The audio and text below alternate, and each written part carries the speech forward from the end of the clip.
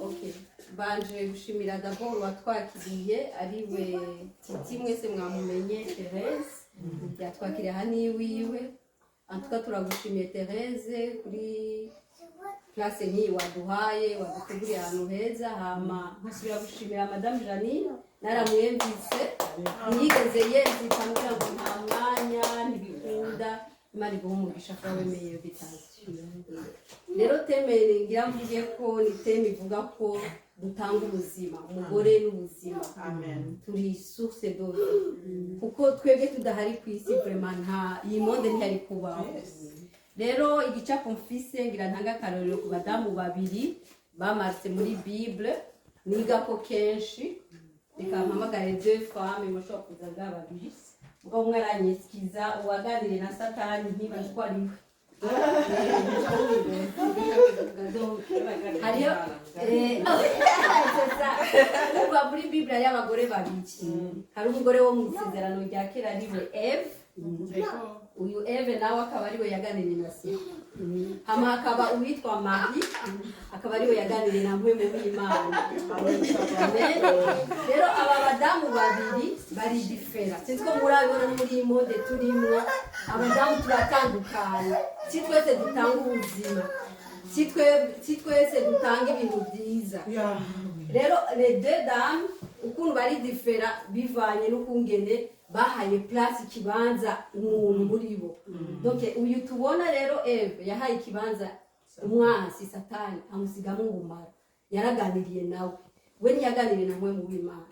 Nukuvuga uyu yahaye ikibanza Satani muri sense yuko amwemerera ibyo amubwiye yambwiye ati ubona kweri ico camwa ari ciza kukirya ari Eve ariko aramubwira ngo wi Satani amubwira ati kirye ni ciza ko kizobanga ubwenge kizobaha n'ubuzima.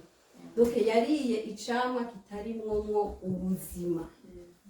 Tubona Marie nawe yaganiriye na mwe mu Imana aramubwira ati uzosaminda uzogirinda biciye muri mwe mu gihe nta busambanyi yagize nta trisheri yagize yari maraya ntaki yari umugore yari vierge bavuga ko yari umugore ari original yari edari yari na fiance ku buryo atanatinya avuga ati fiance wongeza kubivuga ko inda nta mugabo ndamenye. Uyu rero yaganiriye n'Imana. Rero muri aba babiri uyu yaganiriye n'Imana niwe yaduhaye ubuzima niwe yatanze ubuzima niho havuyemo umukiza niho havuyemo akagakiza dufise uno munsi niho yavuyemo umuntu tuvuga ngo uyu munsi icyo turi canke icuri nuko uyu muntu yemeye icyo Imana ishaka. Rero uyu nawe yemeye icyo Satani ashaka naba tubona n'umugore uzosanga atukana n'umugore ataco yubaha n'umugore yama ari muri desordre turababona benshi mu buzi aho dukora partout n'umugore uzosanga nahaciye bavuga ati urya ajeje cangenda kubera baraza hasiga ubumara kubera iki Satani yamusizemo ubumara kuko baravuga ko inzoka igukomoye igusigamo ubumara nima kuje kwa muganga bagukuremo. Donc uyu mugore yaramusizemo ubumara gushika n'uno munsi utarakira Kristo abakirimo ubumara. Rero ubwo bumara iyo sumu yamusizemo nizo sumu rero abantu benshi bagendana. Igituma rero je nazanye iyo sijivuga ngo turi ubuzima dutanga ubuzima umugore atanga ubuzima ni wa mugore avugana na mwe mu Imana ni wa mugore yemeye Kristo yemeye wa mugore amusigamo yemeye Kristo amusigamo ubuzima yemeye mwe mu Imana aramuganza amusigamo ubuzima. Rero twebwe nk'abakijijwe dufite mwe mu Imana tubaho hari ibintu mwe mudashobora gukora murashobora kwicara muri kigo. Rero kuvuga ko uyu yahawe ubuzima n'Imana uyu yaganiriye n'Imana niwe uno munsi societe ikeneye.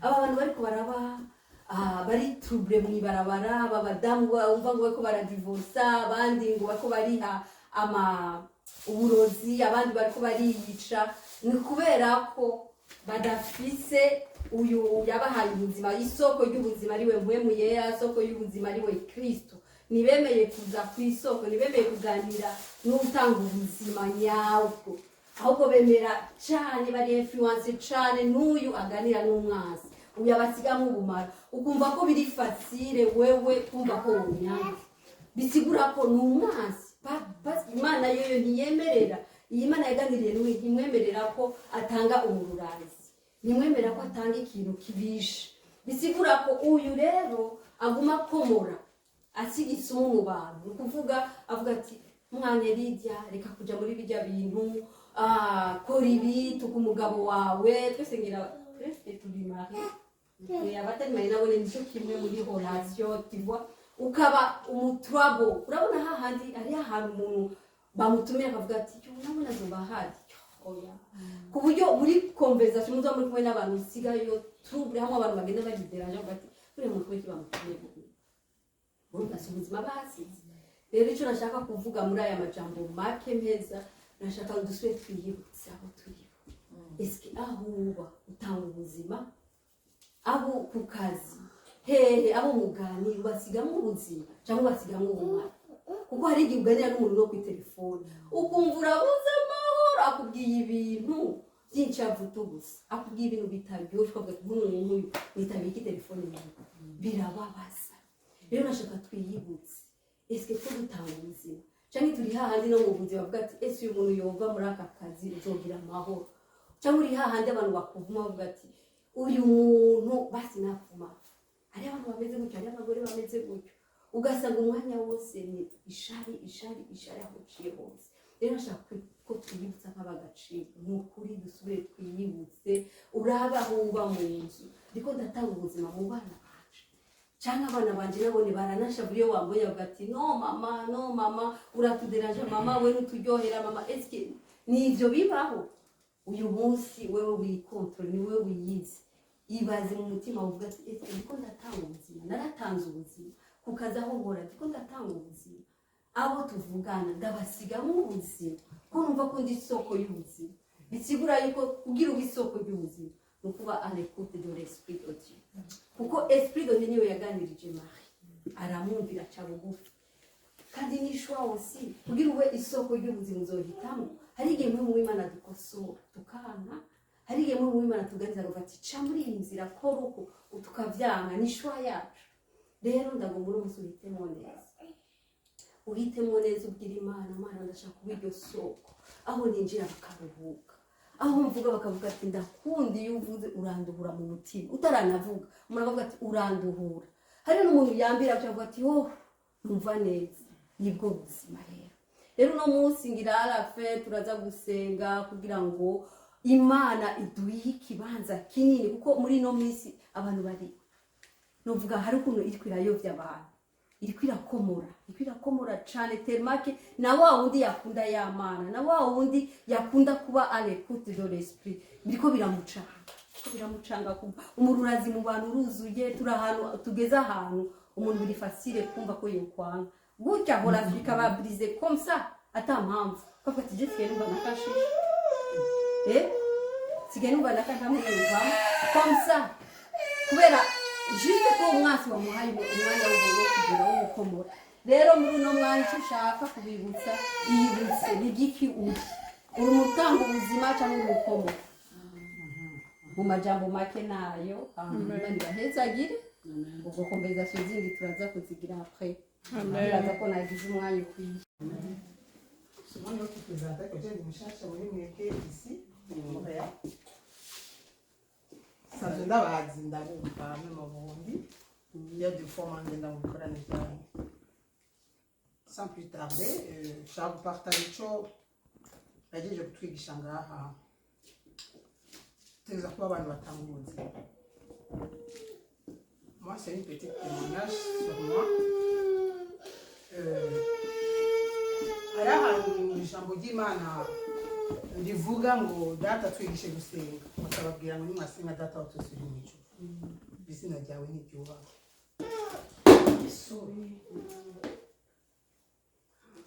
rero kuvuga izina ry'Imana ntiryubahwe nawe yakora twigisha ahantu dukwiye gutanga ubuzima niko uratanga ubuzima uba urashyira izina rya Kristo hejuru urubahisha izina rya data hejuru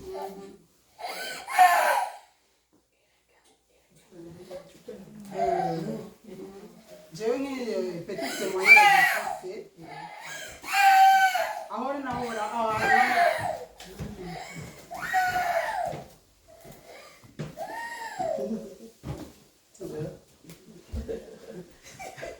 yatubwiye baba ngo ndindire okay yatubwiye ngo tube abantu batanga ubuzima bisa c'est vrai abantu batanga ubuzima ni abantu bagenda bagaragaza izina rya Kristo hejuru niyo mpamvu data yavuze ngo data wa twese uri mu ijuru izina ryawe ntiryubahwe iyo utanze ubuzima uba kurubahisha izina rya Kristo hejuru hama jewe aho naho ramba i Burundi hari umubanyi tampete twaciyemo murayizi hakaba ari umukozi w'umubanyi yazaga kudufasha tellement que murazi ibiro byo mu quartier abantu baba ari benshi ibikorwa biba ari byinshi rero uyu mukozi akazaza kudufasha muhira rero uko yadufasha umubanyi ntiyabishima ntiyabiryohererwa kandi yitwa yuko ni umukizwa nkanje turagiza kandi umuntu dusengana hamwe si umukizwa gusa mu izina turasenga hamwe arafite n'ibikorwa mu ishengero rero ko le type atashe umukozi wawe atashe yaca mushwanira agaca mubura mbega nije ndakuhemba cyane ni janye naguhemba genre birashika arafata congé ya décembre ko byabaye muri décembre arafata congé araduga rugura arabye ndagiye pour 4 jours sangire bonane no muhira cyenda atara basigira umuntu abafasha agarutse ko bari bafite umugabo wo kumwirukana baramubwira genda nitugusha abamwirukana vers 22h z'ijoro hama turicara muri veranda muhira je n'umusita ya n'umukonfe baje nabo kumfasha urubanza turamuga kuri aya masaha ngaha cyarabaje baragirukanye kandi aradusigura ofete no kwiki kwirukana amasaha saa yine z'ijoro saa 5 zibura si byiza mu mategeko si byiza kwirukana mu ijoro n'urare unahonca namubwira urashaka kunyemerera kuko je sibisa ndakuraza urashaka kuryama ngaha mu baraza asharamwe ngo mawe ngo nawe bari kumbwira basiga no ndaguha akamatera bishuka ariko umva umuntu turi benshi ari haje abantu benshi kumfasha uburubanza sisoga menga mu baza shaka kuryamika ngo ya acagumaho acarambira ngo ndafise ahantu kometse y'akazi jeudi bashaka kunyemerera ngo menga gusaba jeudi ngende gukora aho hantu nije nta kibazo ariko je ngo maniye kete ngene ndamuragije muri mu baraza mais après bya bindi abakozi baganisha ngo jo uko tukubona ngaho arababwira ko haje bamwirukanye uyu mumere wo ngasha yanyihaye ndara je ndi mu cumbi wanje n'abana n'umwana ajyanye akuze wa Kenza acha tangura kubwira abagenzi be bababoye ngo nukuri kw'Imana ngo ngaha kwisi ngo ari abantu bagikunda Imana ngo ari abantu bakicubaha Imana ngo urazi umumere wo ngaho avuga jewe rero ntabizi uyu mumere wo ngaje no mwitirana ko avukana na Yesu umushiki wa Yesu umva ofete ivyo nafungura nawe nje yafungura ndabizi ya famille ivyo wafungura cyo uko dafungura akabona mu yamashuka mu bya perobe ndamara wifuke cyangwa abyuka bero ni mu gifu ko kutifuka wenda no ikamusiga ofete akaca ngo nukuru mama ungara avukana na Yesu umushiki wa Yesu rero akana kanje kakenza karavyuma ngo mama urezigene yibe yakaravuga yakarabira abandi bakozwe nuko ya handi dufunguye haca ngo be ive yafunguye ive wafunguye handi duteka amuga umunsi umwe rero natevye bagatesi capitaine samaki afata igufa alishira mu mutwe nabizi handi ndi mu gikoni ndiko ndasivera cyangwa migufa mu mutwe bayizi bikiri mu mutwe acaranga ngo me mukiki ngo ni nkambu ni makuri jewe ni monima isi cyagufa ifite ndetse n'isitwafunga ni nyuma ukunda batwara hari ibintu ukora ukibaza ko ari ibintu simple kumbe hari ubundi byamuhabaye indiye back hari ubundi kube byabaye ntaye kuri we acarambira ngo me ngo Jesse mfise imyaka mike nga mu gisagara ngo ariko ushaka kukubwira c'est la première fois iyi finale nayigiye iwawe ngo c'est la première ngo tellement que ngo ari inge ndiko ndajanga iwawe nkavuga none izinge ziri nga mu Burundi nkabwira ize kagufina ngo mere ngo nubona n'ubu uribonye ngo yari yashize ahantu ngo naringiye muri douche koga aha mejeje gusokoza wifica ndarisubiza kandi nifi ukora fushi ngo mere ngo nubibaza ibindi ko ari ibintu by'ibirozi ngo kuri mjewe ngurasiga ofete kandi abikubwiza ukuri ngo mere ngurandengera ngo ivyo ukora birarenze ngo baje gukora henshi baje gukora mu kinindo partout ngo ariko ivyo ukora ngo muduke turadusangira ngo isafurite kimwe nino yikara hano bateka amasafuriya abiri ngo yego mere ngo utagiye kure ngo aba acanyereka abanywanyi wanje dusengana hamwe ari mu gikorwa cy'ishengero ko sinashatse kubivuga mere ngo hano nashaka kwereka ngo narara aje njyamye ngo ngire ndashaka kuvuga ko njyamye nga kuri mediziayo wawe mu barazi Jesus ni vya kweli kandi faut voir umuntu mama ari imbere muri eglise faut voir mu magira n'ibintu yo n'ubumvise umushisaje ni watanga ibyumvire tudekore gutya tugire gutya n'umu mama tuko tusa hanze tukabona ko ari umukozi w'Imana ariko au fond niyo mpamvu batubazo tumenyera mu byamba abantu b'Imana nibazo tumenyera mu maverse menshi nibazo tumenyera ngo tuvuga amaprofesi menshi nibazo tumenyera ko dusenga cyane gusumba abandi Yesu yavuze ngo bazobamenyera mu vyamo mu byo mwama niyo bazomenya ko murabigishwa abandi ice dusubiramo izina ryanje gishirwe hejuru dijara rishize hejuru mu kuva ko jewe tuvukana na Kristo rero umwana bimbwiye naje ndiko ndabimucokoza arabimbwira bari bibajeje hamaye kuja mu cumba ndafuma jewe nabikoze ntazi ko ndikunda kora neza kumba ari umundi ndabafize abantu uyo mutipe yaciye ngo mana ngo mere ngo tugende unyereka usengera yari umutipe ni gumogi sinamubuze gumogi be yari gumogi nkabona karuru acha no pe kumiyo tabe ngobere ngo nakanu kubwenge urabizingira cyaka sympathize ngona kanu kubwenge umva mere ngo kachikanyongera tunuze tamba okay kumbe yacabwira abana ndetse bandi muno munsi shaka kugenda kuraba aho mera sengera cyo turajana kuri eglise wacu uwo munsi tufise umushitsi yahamagaye abakizwa acagenda shavuye uno atabye umungu none bahamagara abashaka gukizwa acha ngujisha gukizwa ngo kuga mama wanyu kuje nakoreye abamama benshi ngo kujya mu mama wanyu yaransize ngo rero kado no muha ngo ndakijijwe n'urumoge ndaruhefye kuko mva abantu b'Imana avuze ngo dutange ngo ubuzima no kukazi dutange ubuzima no kubabanyi rero abantu b'Imana yavuze ngo umwana wawe ni bazomenya ko kijijwe rero uwo izina rya data rishirwe hejuru abantu b'Imana jewe urumva sinaverse namubwiye na blabla bari aba bashina vutse me natanze ubuzima amen amen ndakuza gushimira kwa Kristo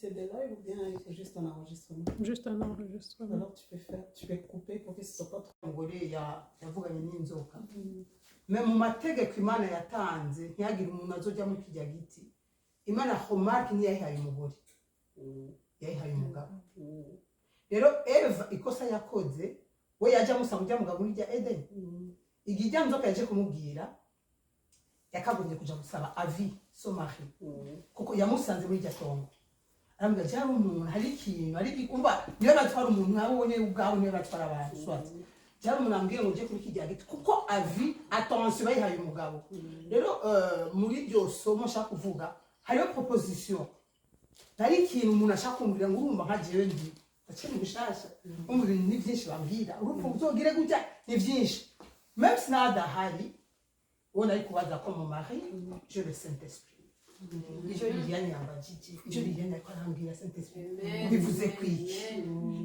la faute que Eva yakoze ntiyagize le fait de kuja kubaza uwo yasanze muri rya tongo bo bahaye amesuje bo bahaye attention bahaye itegeko rero abagore washaka kuhuye n'umugenzi wawe kukaje ushaka kuhuye n'umutwaje ngatuza kugira ama partage iyo les idées biziza kugutusha ukubaka ikintu bavuze n'icume genda ubibwira umugabo wawe nta kintu kiryoshe nko mu bwoko bwa dialogue en fait ubwira Eva ge muri rya piège nta dialogue yagize na Adam. Amen.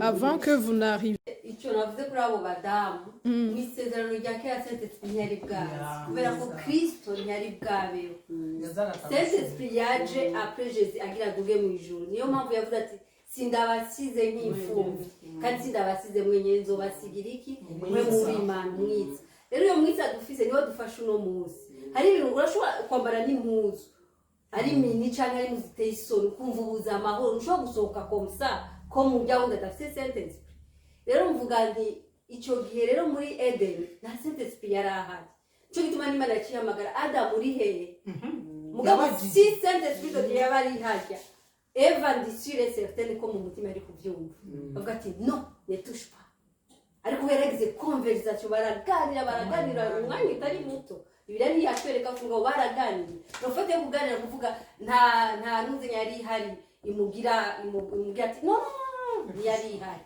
rero no mutwe turahiriwe kubera ko tumufise uyo mupagano uvuga umugabo azoza niki Saint Esprit azobikubwira bye namba uzobura amahoro azokuderaje azokubwira ati no si umugabo wawe ntabwo ari uwawe bibiliya rero wumva ngo umwe ngo yagize mariage n'umupagani hajya muri Imana aba yaramubwiye akica amatwi akabirenga ko bavuga ati azobarakizwa sha azokizwa nzomusengera nivyo abakobwa benshi bakoma azobarakizwa nzomusengera nzodiringa nawe mu nzu après akabona ko ariko bigenda neza abo rero nico avuga ngo urabona ngo yagiye ku mupagani no yabanje kubwirwa ko ari umupagani yarabizi ko ari umupagani. Donc, pour dire qu'il ne faut pas se marier avec un païen. Est-ce que c'est ça? Saint-Esprit d'abord. Païen, c'est quoi? Et païen, il y a une différence. Où qui dit na païen? Païen, nakubwiye ibimuranga. Hari ivyama bimuranga byebye ko ari païen. Akaba n'umuntu avuga ati Yesu ndakira Kristo n'umukiza nkuko mu bikonfesi. Kandi aussi simvuga mu ndimi comme toi.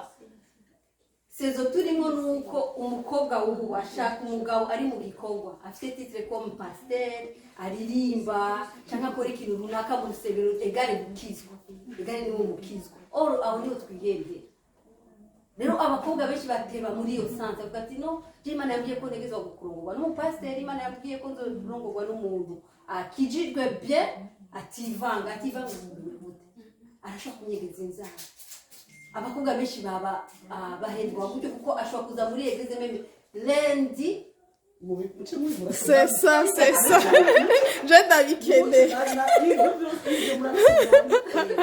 rero bariya nakubwiye umugabo mwiza ava ku Mana bwira Imana juste Mana donne-moi un homme selon toi nevuga ngo gukizwa kwa matwa ababonye benshi umungu yagushatse arakora tout ce qu'il faut arakora ibyo ushaka vraiment ushaka ko ajya mu baririmbyi arayijamo tu aravuza na gitari neza aravuza piano neza aravuza ingoma neza aravuga mu butumwa neza ubishaka na Bibiliya yo isoma bukarefu niyakugeza muza gusohora ruzorira ngo warambeshe kuvuga no agakiza ni personnel ni conversation ni ikindi ko ndavuga mwe mu Imana ba muri twe.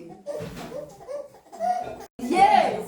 Non, Dieu a dit, comme tu dis, qu'est-ce que tu appelles pas? Est-ce que c'est par rapport à uwo mugasangi ukwizera cyangwa utizera parce que ça il y a genre qui n'a pas une identité chrétienne sivyo kuko no mu ngoro y'Imana baruzi abagani barahari kandi baje kuri église kandi baje. Est-ce que tu dis par rapport à quelqu'un qui n'a aucune identité chrétienne, genre quelqu'un qui n'a pas de vie d'église, qui ne croit pas? Exact.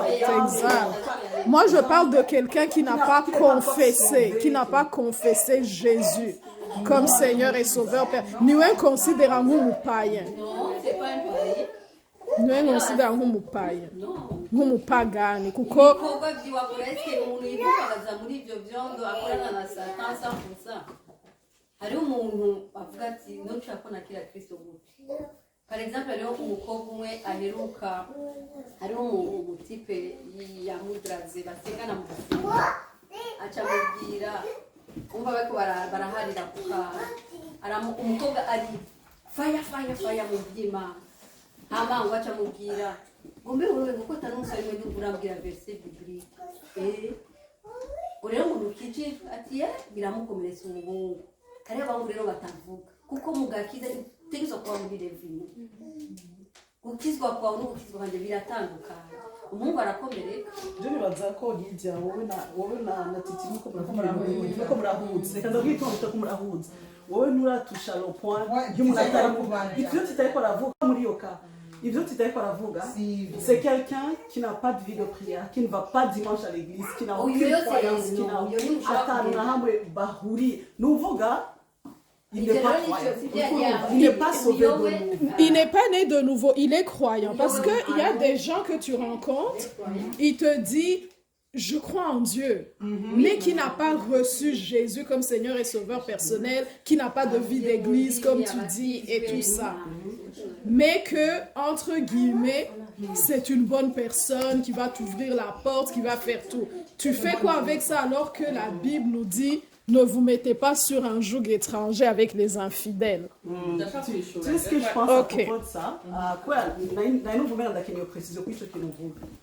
Moi, je me dis en tant que jeune fille, le fait que je me pose des questions sur cette personne, sur sa croyance, sur ce qu'il se demande, sur le fait que des gens soient couverts dans ce monde, est-ce qu'il est ou il n'est pas? Est-ce qu'il est? Chez moi, il y a déjà un point d'interrogation. Pour moi. Positif Donc, ou ça me négatif? négatif. Pour Ok. moi, ça ne devrait pas être quelque chose qui est discutable, qui est négociable, qui est dans les doutes, qui n'est pas spécifique, qui n'est pas précis. Je vais donner un petit exemple à propos de ça. Je sais que quand on est marié, à un certain moment, toute personne a eu une certaine fréquentation, right? Tu te regardes, toi, tu te dis, moi, en tant que Titi, il y a un certain niveau que Dieu m'a déjà élevé. Pas dans le sens de, maintenant, je suis pasteur, tu vois. Tu te regardes, tu te dis, bon, il y a une certaine maturité spirituelle que j'ai déjà accueillie. Hari kindi kibanzima na yamaze kunshiramo. Hari undi muntu nabaye. Par rapport ya kahise kanje fise, par rapport yuko nakuze. Umva ndageza ahantu, wowe nyene uraba kuri niveau wumva ugacuvuga ati, est-ce que la personne qui entre dans ma vie, c'est quelqu'un qui me prend la main kugira tuduge twese? Est-ce que c'est quelqu'un, on dit, Jérôme, dans mes moments de bassesse, ça va être une personne qui va me soulever. Parce que j'ai besoin que mon mari soit quand même nawe wavuga ngo mwese mushobora kuba complémentarité ariko une certaine personne ashobora kweleva dans ta foi, dans tes croyances, mu bintu mukorana umurimo tamwe mutawukorana nta kibazo ariko ntabe wa muntu akwega qui vient sucer akanction kawe qui vient kumanura handi warugeze wowe ukaba oblige kumanuka kugira muje kuri standard imwe wanda uzovuga uti je numva nyine kuja muri vedo priacha non ma chérie twese turasenga muri les histoires de vedo priacha ça existe je te le dis cyangwa ukumva je sais pas muri ivyo bihe uri mu bihe vyogira jeune prière ukumva il faut que dusengere iki mutazofata umwanya mufatanye wumve ko muriko murasenga still muri ascension ko c'est incroyant mais est-ce que vous êtes sur la même longueur d'onde? Est-ce que vous avez les mêmes musukwizira kumwe ibintu muvyumva kumwe? Est-ce que bon, moi chez moi vraiment j'ai le principe que inzoga ntazinywa par exemple ntizinjira iwanje. Il y a un croyant ndashobora kuvuga ati moi aussi longtemps que c'est pas moi qui le bois, ça me dérange pas de l'avoir. Ushobora kuza mu tuntu duto tuntu turi assez minime par rapport, mais c'est vraiment ces points là une fois que vous êtes marié et femme qui viennent gufata utuntu urumva bavuga ati tujye gusenga hajya nawe ushaka kuba muri église du réveil bavuga mu ndimi navuga ati ibintu by'indi bije sinumva niwe ko birati. Il est croyant. Mais est-ce que c'est pas quelqu'un qui vient kumanura kwa ya niveau ya uriko? Kuko aho ugeze ukeneye umuntu uvuga uti hey, c'est moi et toi et là on va les quatre les trois fonds le monde. On va servir Dieu ensemble, on va avancer. Wala shokuri haga, tu partages la parole de Dieu, tu es évangéliste. Lui il peut ne pas l'être. Mais mon quiz la kwa nyawo mugeze, c'est quand même quelqu'un qui va être comme ma femme, je vois Ivzima Nashize Muri, je vais la pousser. Je vais l'encourager. Mugana on avuga ati tu vois ça? C'est comme, il est croyant, mais c'est pas la même, c'est pas niveau. Si niveau moi kuburyo on vous menga vyose. Harawo bikundi, hariho nabandi bavuga ati non, moi je préfère ne pas aller là-bas parce que ça va me ramener, ça va me bizosubira ibintu hari ikindi kiguzi cy'amasengesho ca jeune prière cyo gusonde gukura. Wa muntu kandi ko ari umugabo, wewe bikaguhamagara kuba une femme insoumise, une femme selon la Bible, birakuvuna. Pourquoi tu te retrouves à jouer le rôle qui n'est pas le tien, n'est-ce pas? Tu te retrouves à être dans une situation. Moi, je dirais déjà un non-croyant. Tout ça déjà c'est hors de question.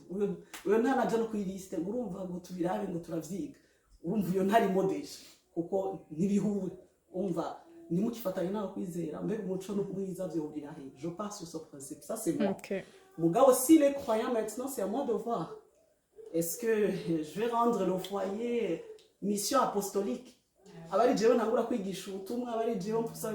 Ça devient un peu... Ça manque une certaine balance par rapport Amen, amen, amen. Erika, tu voulais dire quelque chose? Parce que j'ai une question pour... kuko je ndaguha example nanje ariko bime je umugabo wanje n'umukitso kandi vraiment yari kuri niveau yo hejuru umudiyakoni mugabo jewe j'étais catholique. Oh.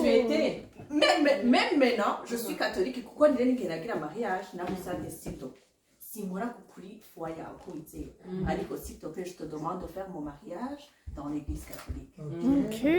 Bravyanse parce que peut-être hari umuntu akizwa agashika kuri niveau atahuwe akamenya imana yiwe co kimwe nk'ubunya jewe ça me dérange twangiye gusengera muri life center ndagenda meze neza ndi bien parce que harapermeta ko nja mu misa ya 10h hama peut-être nkaja ku kazi après midi ça me dérange pas mugabo je numva ngiye kwishura ku kibazo ciwe sinumva ko selon moi j'ai des priorités muri izo priorités basha turi kwisi tutabure ntidushake kugira ibintu biri ideal il faut ko tuba mu bintu biri réel mu bintu biri réel tutabura ndemera imana cyane frère mugabo sinshaka ko ndabaza santé jewe muri jewe nasenze nkumva ko umutima wanje tekanye santé yambwiye ico kintu nkumva ko jewe ndatekanye est-ce que j'ai besoin yo kuvuga guhora umuntu ngo kubera ko parce que je ndafise intare y'umuntu kandi bari bakijijwe benshi vraiment igitsengera bazi basenga muri Shaddai mugabo no musasha kugira ati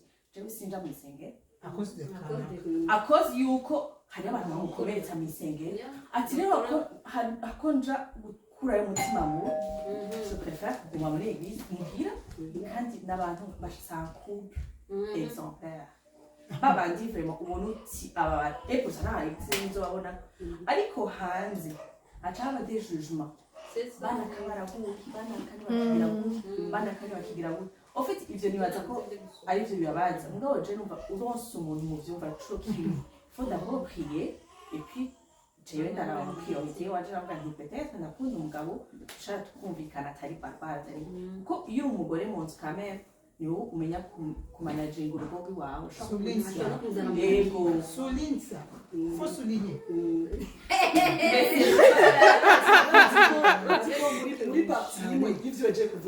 en fait, tu viens justement de donner un exemple. Y'umuntu musamira nakuri wandiri. Ego. Sinavuze umuntu uvuga rabababa nakavuga rabababa. Kuko imubwiye kuja mu Gatolika ababwiye ati no je ndakwanye tugira haje. Nimwe ariko muri kuri niveau ya onde. Nibo bamva mes priorités. Ah oui. À cause de mes priorités. Voilà, oui, avec quoi, mais aussi. Mais dans mes priorités, hari wa muntu ateza kwitahura. Wa muntu ateza kuntahura. Donc, si je kuvuga ni okay, kwera kwa kijijwe, il faut que wenda hama ndafise ndadakijijwe, ariko arandondera. Mugabo mbona yuko ujya dakijijwe ariko arandondera. Par exemple, mes priorités turavugana. Turatera inkuru akanyumviriza. Hama hari undi wo muri église uvuze ani ntabwo ibi bibaho donc jewe uwo muri église siwe nja gufata wa wundi mvuze ambia ati urazi ikintu kimwe iyo yawe hamutwo kugira ko tukaja kuri et demi je préfère gufata umwana kijije akonja kuri wa wundi bwani ashize muri agomba kandi arakijije ko aravuze ibitari yabize ariko avuga umukozi w'Imana donc akonje wenda kuri wa wundi nzi yuko tazokumvikana kwera kwa kijije je préfère ko wa wundi twumvikana nzi yuko ushobora no kuzana donc ni mumena c'est des priorités ego c'est vraiment oui avec je vais juste rebondir avec parce que ça complète la question que je voulais poser tantôt à Liliane et puis je rebondis sur toi. Vraiment c'est très intéressant ce que Florette vient de dire parce que la question après qui se pose c'est quoi le but du mariage ou dans le mariage? Je repose ma question. Elle dit qu'elle préfère une personne avec laquelle elle va être sur la même longueur d'onde en disant « Ok, on peut avancer ensemble, on peut faire des compromis, que quelqu'un qui est sauvé, rempli du Saint-Esprit, mais finalement on ne peut pas avancer ensemble, il ne peut pas y avoir de compromis. » Et puis c'est quoi ses priorités à elle dans la vie? Ça me ramène justement à cette question. C'est quoi le but du mariage? En tant que femme, on ne va pas parler pour les hommes. En tant que femme, toi, qu'est-ce que tu as besoin? En tant que femme, pour voir que tu as un foyer selon Dieu épanoui par rapport à ce qu'elle vient de dire. C'est une question. C'est vraiment une question. pour les personnes qui sont mariées ou bien qui aspirent à se marier, c'est quoi alors le but du foyer? Non pas, on connaît tous les versets bibliques, on peut citer les versets, mais selon votre expérience, c'est quoi alors? Pour nous qui ne sommes pas mariés, c'est quoi alors le but du foyer et du mariage? Erika, tu voulais répondre? Nashaka kubondisa kuri kiriya kintu cy'umuntu akijijwe n'undi akijijwe ntitwumve gukizwa ngo ni ishengero. Gukizwa c'est une vie une intimité avec Jésus. Kugira umuntu aba ari intimité avec Jésus. Ashobora ko umuntu aba ari muri église life center anyway mugabo ukaba atakijijwe. Mugabo gukizwa hari umuntu aba yarakiye na Yesu yavuze ry'amajambo agakira umwami wa Yesu mugabo ntagende mu nzira y'Imana. Sur ce point, non, je trouve qu'on catholique. Parce que pourquoi c'est l'exemple, il y a protestants et catholiques. Pourquoi on vous met mon ami catholique, c'est pas si c'est pas l'exemple on va plus que na kuteki kama catholique na protestant. Non abana bayo baduja gusengera he. Maman, pardon, je suis désolée. Pour continuer, au ciel, ni Dieu. C'est pas question. Je vais te dire que alors on va catholique oiseau venir bien sûr. Alors on va lire église du réveil, c'est pas ça dire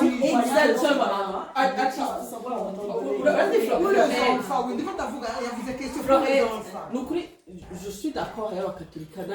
Je suis pas contre l'église catholique. Je suis pas du tout contre. Muga haina wakatolika batoja mwicu bien sûr. Haina wakatolika bakijijwe. Bafise une vie intime avec Dieu. Basenga. Mugabo je veux dire murugo. Hein? Dans la réalité. Abana banyu batuja gusenga he. Ega si question ya catholique. Non, si nuko yo adventiste. Les canamishi. En fait, nuko yo musulman. Wacha kwivuga. tant que sinzi ko ari mu musulmani ntavyonzi mugabo niba tuvuze yuko umukatolika n'umuprotestant basenga imana est-ce que mu nzi wanyu qu'est-ce que vous faisiez moment de prière est-ce que moment de prière uza kumbwira ngo ni wakatolika moi exemple bana barazi ko 8h du soir on va faire une prière pour aller dormir. Ça pour autant ushiramwo ngo ni catholique cyangwa protestant non. Chacun a son rôle. Non, Moussini, Naka, tu vas faire une prière. Naka, tu vas faire une prière. Nous kuvuga mwana jewe ndamuhaya éducation kuva il faut ko amenya intimité yiwe n'Imana yiwe. Le reste c'est son choix. Sinyene kumbira ngumva kurikira babankukira kuko je mugabo wanje arankukira muri catholique. Mais moi ivyo ni gihe tutaronse umwanya wo kuja gusenga parce que cyo munota twasimisa y'abarundi. Sivyo jewe nukuri ndaryoherwa kuja gusenga muri life center mugabo tutaronse umwanya birashobora kuba peut-être mwagize weekend mwagize abashitsi batashe beach imisari yadupermese kuja gusenga 10h shaka kumbwira ati none hako twiko tudasenze tukine musamo ya catholique ntibimudérange parce que nous ni imana idukeneye abantu mugabo ce qui fait mal ni hahandi uza wumva umuntu kwera ko azi yuko peut-être umugabo wanje arakijijwe amonye muri église catholique atamubwira ngo hewe ngurindira inkoni y'Imana ngurindira mwana ngo waguye urumva ukuntu ivyo bibabaye donc jewe rero ikintu ca question d'église nukuri kiri hors mu buzima bw'iwacu kuko mu rugo umwana wanje somwigisha ngo wewe uzotinda ukuri naho no kugira kuja mu catholique uzotinda ukuri hama ubivemo jewe shaka ko Imana Imana rero bijya ariko aravuga ngo umuntu akijijwe cyangwa udakijijwe cyane nukuri je gasenga nkabaza Imana yacu mbwa ya mes priorités. Je nafise umwana wa mama ndamuzi fatika turamuzi test avec de Dieu maintenant. Umwana nareze arige namubwira cyo gusenga. Twasenga muri vivante. Alors umusumwe yambwiye à l'âge de 7 ans arambwira ngo mama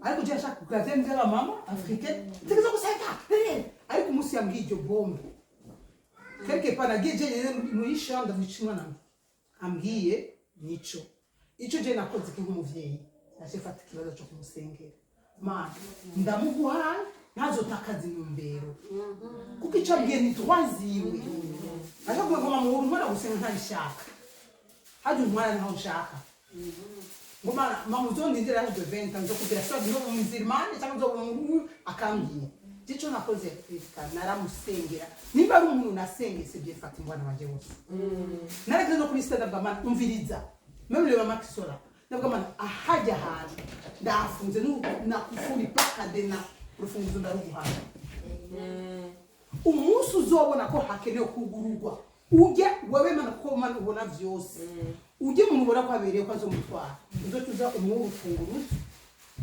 kuko nazo kumahuga kuko nazo mutwara ko musasyo amutwaye kubera hajya hantu uzobona wowe mana urufunguzo ubona ko nyanugo funguzo ijya kadena bibereye ko yugurura abantu mushinga mais je pense c'est de kumusenge n'ubu mandamubwira mana ndakwezi fati nazo pakazi ntumbero yo gutwara umutwaro wiwe mana nazohushe umugabo we vous vous dire que vous vous question ngo abana gute abana c'est à toi ni devoir yawe injira mu cyumba mana ndakweresa abana banjye kuko ni Imana ishoboye byose Eric notre Dieu ni Imana ishoboye byose fati ubu ni umukozi w'Imana sinze no mukuru bwiye fati n'umuntu ndashaka kubabwira abantu b'Imana muri bya tempête naciyemo yambereye Saint Esprit yabaye mu biki niyo kumbwira mama fesa mama ndigutya mama ibintu beze mama none wibanga Imana usenga ma hari igihe nicara mu mufati uribuka wigeze ko acaba ngo mama ndatibuka wigeze kuri kuya twicaye muri sala nakubwira ngeze nyo nzo kwitorera usenga ariko rabo wawusenga